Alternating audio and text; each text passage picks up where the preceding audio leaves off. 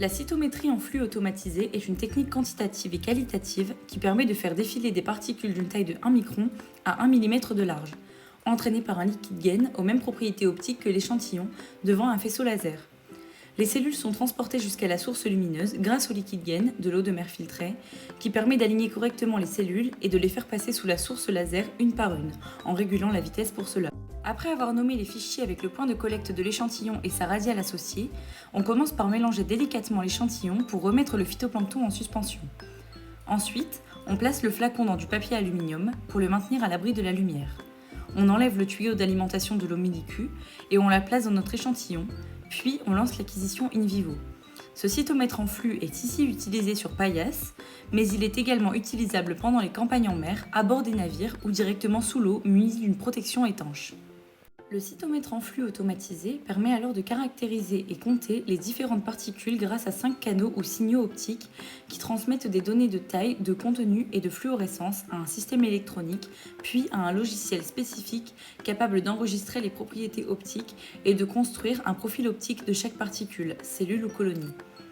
Le premier enregistre la déviation aux petits angles, FWS, et donne les informations concernant la taille des cellules. Le second enregistre la déviation aux grands angles, SWS, et communique des informations sur la complexité intra- et extracellulaire.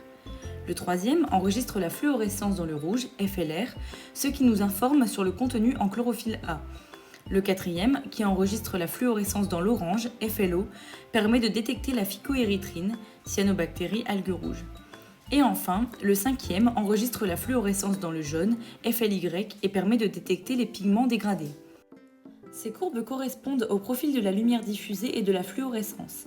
Si ces courbes ont de belles formes de cloche, gaussiennes, comme sur l'image de gauche, alors la particule est bien ronde.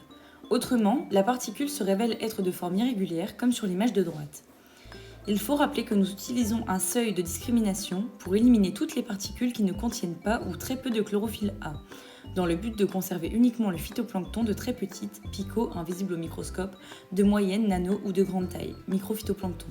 Le logiciel crée également, au fur et à mesure, un graphique dans lequel chaque point correspond à une particule. Les axes sont choisis avant de lancer l'acquisition parmi une liste préexistante contenant les paramètres des canaux optiques.